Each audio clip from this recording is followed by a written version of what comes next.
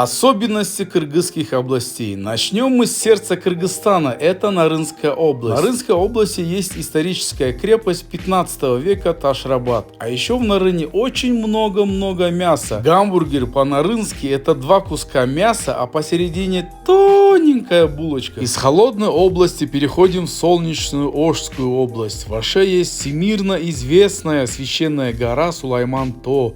Считается, что в этих местах люди излечиваются от болезней, а еще в Оше готовят очень вкусный плов самсы и гошнан. А жители настолько привыкли к жаре, что при погоде плюс 40 спокойно могут пить горячий зеленый чай. Теперь расскажу вам про курортную территорию. Это Иссыкульская область. Иссыкульская область подарила нам озеро Иссыкуль, и этим все сказано.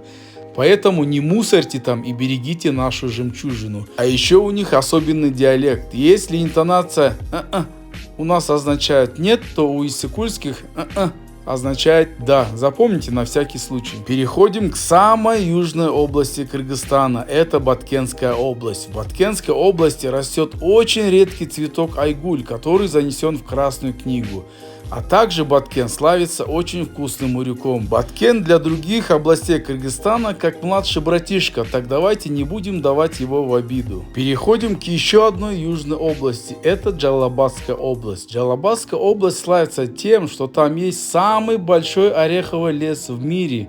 Его возраст 50 миллионов лет, а территория 700 тысяч гектар земли. Переносимся к одной из северных частей нашей страны. Это Таласская область. В Таласе есть Кумбөз Манаса, нашего великодушного и очень храброго богатыря. А еще в Таласе выращивают очень много фасоли. А жители Таласа настолько скромные, что о своей скромности могут говорить часами. А еще на Таласской земле рождается очень много выдающихся борцов. Теперь мы переходим к нашей 7-й области. Это Чуйская область. Она очень многонациональная и дружная. Здесь очень много достопримечательностей, таких как башня Бурана, мемориальный комплекс Ата-Бейит, национальный парк Аларча и так далее. Вот такая у нас маленькая, красивая, многонациональная и очень дружная страна под названием Кыргызстан. Если я что-то забыл, напишите в комментариях.